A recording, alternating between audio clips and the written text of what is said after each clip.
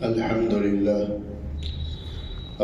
لله رب العالمين والصلاة والسلام على سيد المرسلين محمد وعلى آله وأصحابه أجمعين أما بعد فأعوذ بالله من الشيطان الرجيم بسم الله الرحمن الرحيم يا أيها الناس اتقوا ربكم الذي خلقكم من نفس واحدة وخلق منها زوجها وبث منهما رجالا كثيرا ونساء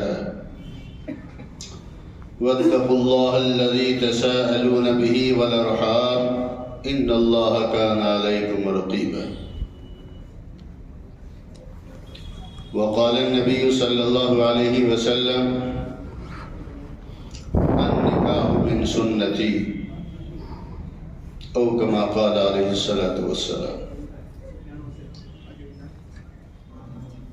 گرامی قدر سامعین حضرات، یہ مجلس نکاح کی مجلس ہے. اسی کے تعلق سے کچھ بات عرض کرنی ہے. یہ تھوڑا بہت موقع جو کچھ ملا، مولانا عثمان صاحب جو بیاور جیسی جگہ میں مدرسہ ہی نہیں بہت سارے مکاتب بھی چلا رہے ہیں، تو ان کی کرم فرمائی ہوئی کہ آپ حضرات سے ملاقات کا موقع مل گیا. دوستو، اسی لیے میں یہ گزارش کروں گا کہ آپ اس کو بیان کے انداز میں نہ سنیں، وعظ و تقریر کے انداز میں نہ سنیں، بلکہ جو بات بتائی جائے اس کو باتوں ہی کے انداز میں سننے کی کوشش کریں. کیونکہ بیان کا حال تو یہ ہوتا ہے، بیان جب انسان سنتا ہے اور کوئی بیان ہو رہا ہو، بہت شاندار بیان ہو رہا ہو، تو باہر نکل کر لوگ چرچے کرتے ہیں بھائی بیان بہت شاندار ہو. دوسرا آدمی پوچھتا ہے، ہمارے عزیز بھائی جیسے بیٹھے ہوئے ہیں، باہر نکل بھائی کیا کہا، کہنے لگے یہ تو ہمیں نہیں پتا کیا کہا، بیان بہت شاندار ہو. تو بھائی بیان کے انداز میں سننے والوں کا حال تو یہ ہوتا ہے کہ انہیں یاد نہیں رکھتے کچھ بھی، وہ تو دیکھتے ہوئے مزہ بھی آ رہا کہ نہیں آ رہا. تو اس لیے میں نے پہلے ہی گزارش کر لی کہ دیکھو بیان کے انداز میں سننے کی ضرورت نہیں ہے، بلکہ باتوں کے انداز میں سننے کی ضرورت ہے. خدا کرے ہماری بات سمجھ میں آ جائے اور ہم عمل کرنے والے بن جائیں. دوستو، ایک چیز نقطے کی بتا دوں، اللہ وحدہ لا شریک نے، خالق کائنات نے، رب العالمین نے، احکم الحاکمین نے، بادشاہوں کے بادشاہ نے، آقاؤں کے آقا نے ہمیں مسلمان بنایا. یہ اللہ کی کتنی بڑی نعمت ہے. تنہائی میں بیٹھ کر سوچ لیں ذرا سا. اللہ سے ہم نے نہیں کہا تھا اللہ ہمیں مسلمان بنانا. کسی مائی کے لال نے اگر کہا ہو تو بتائے مجھے. ہمارے ماں باپ نے نہیں گزارش کی تھی اللہ تبارک و تعالیٰ سے. کوئی آدمی نہیں کہہ سکتا کہ ہم نے اللہ سے کہا تھا. محض اپنے فضل و کرم سے اللہ نے ہمیں مسلمان کے گھر میں پیدا فرما کر مسلمان بنا دیا. اگر خدا نہ خواستہ اللہ ہمیں مسلمان کے گھر میں پیدا نہ کرتا، کسی غیر کے گھر میں پیدا کر دیتا، اللہ کا کچھ بگاڑ لیتے ہو؟ کہ بھائی بتاؤ، بگاڑ لیتے کچھ؟ بتا دو یار، بگاڑ لیتے ہم اللہ کا کچھ؟ اور دوستو، معلوم نہیں کس مندر میں گھنٹی بجاتے ہوتے ہیں، کس طرف کی پوجا کرتے ہوتے ہیں، کس مورتی کو ہم اپنے گھر میں لا کر اس کی پوجا کرتے ہوتے ہیں. تھوڑی دیر ذرا سا تنہائی میں بیٹھ کر سوچ لیا کریں. محض اللہ نے اپنے فضل و کرم سے ہمیں مسلمان کے گھر میں پیدا فرما کر مسلمان بنا دیا. یہ اللہ کا بہت بڑا ہے. دوستو ایک ایمان والے کی قدر و قیمت اللہ وحدہ لا شریک کے یہاں کتنی بڑی ہے؟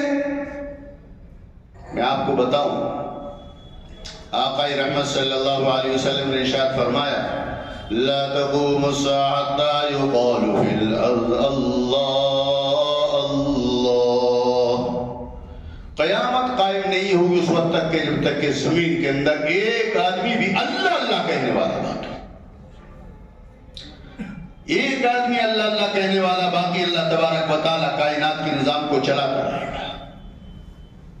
اور جب ایک آدمی بھی اللہ اللہ کہنے والا باقی نہیں رہے گا، اللہ تبارک و تعالیٰ سنسار کو باقی نہیں رکھے گا، اس کائنات کو توڑ پھوڑ کر برابر سرابر کر دے گا۔ یہ ہے ایک اللہ اللہ کہنے والے کی قدر و قیمت۔ یہ اللہ اللہ کہنے والا کون؟ ایمان والا۔ ایک ایمان والا باقی تو اللہ تبارک و تعالیٰ سارے سنسار کو چلاتا رہے گا، ایک بھی باقی نہیں۔ یہ کائنات، یہ دنیا، آسمان و زمین سب ٹوٹ پھوٹ کر برابر سرابر ہو جائے گا۔ تو یہ قدر و قیمت کس کے نزدیک؟ اللہ کے نزدیک۔ ہمارے نزدیک بھی ہونی چاہیے قدر و قیمت، نہیں ہونی چاہیے؟ دوستو زبان سے تو ہر آدمی کہتا ہے اور صاحب ایمان کی قدر و قیمت ہماری نظر میں ہے، لیکن دوستو جب موقع آتا پتہ اسی وقت چلتا ہے کہ ہمارے پاس ایمان رہا کہ نہیں رہا۔ اور اس نقطے پر نظر ڈال کر دیکھیے، جب اللہ نے ہمیں مسلمان کے گھر میں پیدا فرما کر مسلمان بنا دیا، اللہ تعالیٰ ہمیں مسلمان دیکھنا بھی چاہتا ہے۔ ایسا نہیں کہ ہم صبح کو ایمان کے ساتھ رہیں، شام کو بغیر ایمان کے رہ جائیں۔ ہم سے اسلام الگ نہیں ہونا چاہیے اور ہمیں اسلام سے الگ نہیں رہنا چاہیے۔ اسلام ہر وقت ہمارے ساتھ رہے، ہر حال میں رہے، کہیں بھی جائیں وہاں بھی رہے، بازاروں میں جائیں، مارکیٹ میں جائیں، تجارت کریں، صنعت و حرفت کا معاملہ کریں۔ دوستو ہر وقت اسلام کو اپنے ساتھ رکھنا چاہیے۔ اگر ہمارے ساتھ ہر وقت اسلام نہیں باقی، ہم اسلام سے الگ ہو گئے، تو یہ ناقدری ہے سب سے بڑی۔ ہم اپنے ایمان کی قدر نہیں کر رہے۔ اس لیے میں نے کہا کہ جب اللہ کی نظر میں ہماری قدر و قیمت ہے تو ہماری نظر میں بھی اس کی قدر ہونی چاہیے، ناقدری نہیں کرنی چاہیے۔ اور دوستو افسوس ہوتا ہے کہ ہم دھڑالے سے کہتے ہیں میں مسلمان ہوں، لیکن بیاہ شادی کے موقع پر ہم اسلام سے الگ ہو جاتے ہیں۔ معاف کرنا، میں نے جیسا شروع میں عرض کیا کہ اس کو ذرا بہت ٹھنڈی طبیعت سے سننا، باتوں کے اندر میں بولو انداز سے، ایمانداری سے۔ بیاہ شادیوں میں کون سی خرافات ایسی ہیں جو غیر کے یہاں ہوتی، ہمارے یہاں نہیں ہوتی؟ غیر کے یہاں ہو اور وہ ہمارے یہاں نہ ہو۔ اور ہمارے راجستھان کا حال تو اللہ حفاظت فرمائے، ڈی جے تک بجتا ہے۔ تمہیں بجتا ہے؟ نہیں بجتا۔ اور اللہ کا فضل ہے، وہاں حاجی بھی، نمازی بھی، پڑھا لکھا بھی، بے پڑھا لکھا بھی، سب شریک ہو گئے۔ جانتے ہو آقا نامدار سرور کائنات جناب محمد رسول اللہ صلی اللہ علیہ وسلم نے ارشاد فرمایا من رأى منكم منكرا فليغير بيده فإن لم يستطع فبلسانه فإن لم يستطع فبقلبه وذلك أضعف الإيمان أو كما قال عليه الصلاة والسلام۔ جو شخص تم میں سے کسی برائی کو دیکھے، ہاتھ سے روکنے کی طاقت ہے تو ہاتھ سے روک دے، ہاتھ سے روکنے کی طاقت نہیں تو زبان سے منع کر دے، اور کم زبان سے منع کرنے کی بھی گنجائش نہیں ہے تو دل سے برا سمجھے۔ دل سے برا سمجھنے کا مطلب جانتے ہو کیا ہے؟ دل سے برا سمجھنے کا مطلب یہ ہے کہ اس میں خود شریک نہ ہو، خود اس میں شریک نہ ہو، یہ ہے دل سے برا سمجھنے کا مطلب۔ اور یہ کیا ہے؟ ہلکے سے ہلکے ایمان والے کی عادت۔ کئی ضعیف سے ذالک ضعف الایمان، یہ کمزور سے کمزور ایمان والے کی حالت ہے کہ خود شریک ہے۔ بولو ایمانداری سے ہم شریک ہو رہے نہیں ہو رہے؟ ہے کوئی جو یہ کہہ رہے کہ بھئی صاحب وہ شادی میں جائے اور وہاں خرافات ہو رہی ہو، ڈی جے بج رہا ہو یا ویڈیو فلم بنائی جا رہی ہو اور جناب وہ یہ کہہ کر کے یہاں شریعت کے خلاف کام ہو رہا ہو، چلا ہے بس؟ نہیں ہو رہا نا؟ جب نہیں ہو رہا تو اسی کو تو کہا جائے گا کہ ہم نے اپنے سے اسلام کو الگ کر دیا، ہم اسلام سے الگ ہو گئے۔ کیسے؟ جب وہاں اسلام کے خلاف کھلا کھلا کام ہو رہا ہے، شریعت کے خلاف کام ہو رہا ہے، تو ہمارا شریک ہونے کا کیا معنی؟ ہم کو ایسا اچھا سمجھ رہے، برا نہیں سمجھ رہے، اور وہاں کیا کہا گیا؟ دل سے برا سمجھے، ہم اسے اچھا سمجھ رہے اسی لیے تو شریک ہو رہے۔ اگر ایسا نہ بھائی ایسا نہ کرو، خدا کے لیے مسجد ہے، مسجد میں ایسا نہیں کرنا چاہیے۔ میرے دوستو یاد رکھیے، بہت موٹی سی مثال دے کر میں ذرا سا سمجھاؤں آپ کو۔ ایمانداری سے بتاؤ، اس پورے مجمع میں اگر آپ جائیں کسی کے یہاں دعوت میں اور وہ یوں کہہ دے کہ جی آپ تشریف لائیے، آپ تشریف لائیے، آپ کا آنا مبارک، آپ کا آنا مبارک، یہ آپ کا استقبال، لیکن ہیں آپ برے آدمی۔ بہت اچھی طرح دھیان سے سمجھنا اس کو۔ کیا کہے؟ صرف اتنا کہہ دے بھائی آپ تشریف لائیے، آپ کا استقبال، مگر ہیں آپ برے آدمی۔ سمجھ میں آ رہی آپ کی؟ اتنا کہنے سے ہے کوئی مائی کا لال جو شریک ہو جائے گا اس میں؟ ہے کوئی دل گردے والا اس مجمع میں جو کھڑا ہوگا جو کہتی ہاں میں مجھے برا کہہ دو لیکن میں شریک ہو جاؤں گا؟ ہے کوئی مائی کا لال ایسا؟ کیوں؟ آپ اس سے اگر وہ آپ سے کمزور ہوگا تو لڑ مرے گے آپ۔ رام کے بچے مجھے جو وہ خراب بتا رہا ہوگا نہیں ایسا؟ ایمانداری سے بتاؤ ہے کہ نہیں؟ وہ تو ایمانداری سے ٹھنڈی طبیعت سے سوچو ذرا، جہاں شریعت کے خلاف کھلا کھلا کام ہو رہا ہے، اسلام کے خلاف کھلا کھلا کام ہو رہا ہے، اس کا مطلب جانتے ہو کیا ہے؟ وہ اپنے حال سے کہہ رہے ہیں، زبان سے نہ کہو لیکن حال سے اپنے کہہ رہے ہیں، اپنے عمل سے کہہ رہے ہیں نعوذ باللہ من ذالک، اسلام برا ہے، شریعت بری ہے، اسی لیے تو وہ غلط کام کر رہا، کہہ رہا نہیں کہہ رہا۔ ہمیں کوئی برا کہہ دے ہم تو اس میں شریک نہ ہو، اور شریعت کو جہاں برا کہا جا رہا ہو، اسلام کو جہاں برا کہا جا رہا ہو، ہم ایسی مجلس میں شریک ہو جائیں تو ہمارے لیے ڈوب مرنے کا مقام ہے۔ دوستو آج اس کو ہم احساس نہیں کرتے کہ یہ ہے کیا چیز؟ غیروں کی دیکھا دیکھی ہمارے اندر یہ رسمیں آ گئی۔ قرآن کیا کہہ رہا؟ آپ نے نکاح تو بہت سارے سنے ہوں گے، نکاح تو سنے ہوں گے نا، لیکن اس وقت چھوارے لینے کے چکر میں آدمی بھول جاتا ہے کیا کہا گیا، دعوت کھانے کے چکر میں بھول جاتا ہے کیا کہا گیا۔ قرآن کی جو میں نے آج شریف آپ کے سامنے پڑھی وہی آیت پڑھی جاتی ہے۔ یا ایھا الناس اتقوا ربکم الذی خلقکم من نفس واحدہ، اے لوگوں ڈرو اپنے اس پروردگار سے جس نے تم کو پیدا کیا ایک جان سے، ڈرو۔ یہ آیت شریف اشری پڑھی جاتی ہے تاکہ ہم کوئی خرافات اپنی خوشی کے موقع پر نہ کر سکیں، اور ہم کر رہے ہیں تو اس آیت کی خلاف ورزی ہو رہی ہے ہم سے۔ بولو اللہ تعالیٰ راضی ہوگا کہ ناراض ہوگا؟ میرے دوستو اس کو سمجھنے کی ضرورت ہے، اور کرو اندازہ کرو اس کی ضرورت کیا ہے کہ جہاں شرع کے خلاف کام ہو رہا ہو اور ہم شریک ہو جائیں اس میں۔ وہ تو اپنے عمل سے کہہ رہا ہے نعوذ باللہ من ذالک، شریعت بری ہے، اسلام برا ہے، وہ عمل سے اپنے ثابت کر رہا، تو کیسے ایمان والا کیسے شریک، اور شریک ہو رہا ہے تو وہ اسلام کو چھوڑ کر وہ شریک ہو رہا ہے، اسلام کو اپنے سے الگ کر کے شریک ہو رہا ہے، اپنے آپ کو اسلام سے الگ کر کے شریک ہو رہا.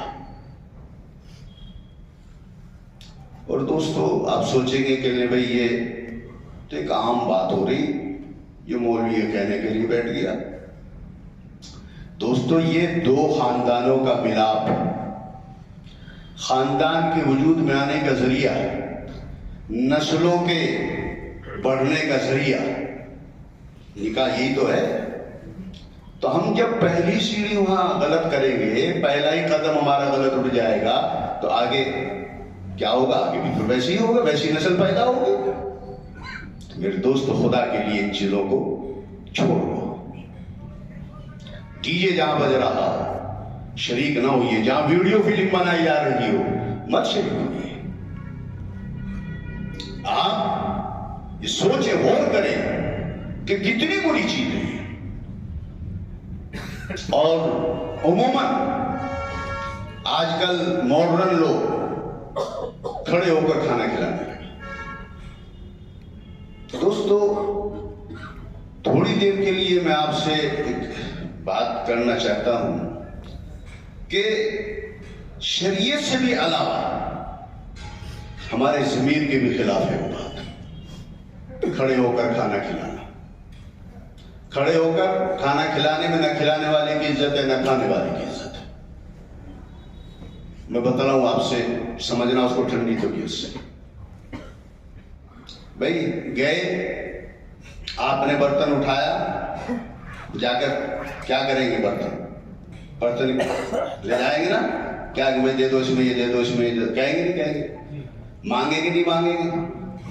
مہمان بلایا جا رہا ہے، مہمانوں کو بلایا جا رہا ہے، تو وہاں بجائے استقبال کرنے کے کیا ہو رہا ہے؟ ان کی بے عزتی ہو رہی ہے. بھک منگا بنا دیا ان دنیا دار لوگوں نے، آج کے ماڈرن ٹائپ لوگوں نے بھک منگے بنا دیے مسلمانوں کو. بھیک مانگنا تو نہیں، اٹھایا برتن، لو بھائی دے دیے، لو بھائی دے دیے، اور کھڑے ہو کے کھا رہے. مانگنا نہیں تھی اور کیا؟ بتا دو مجھے آپ. کوئی ایمان والا بتا دے کہ صاحب نہیں تو اچھی بات ہے. بھیک مانگنا اچھی چیز ہے کوئی؟ سوچیں. اچھا چلو تھوڑی دیر کے لیے میں آپ کو یہی روک کر کے ایک بات بتاؤں. آپ کے یہاں رشتے کے لیے آدمی آئے، رشتہ کرنے کے لیے آپ کے یہاں آئے آدمی.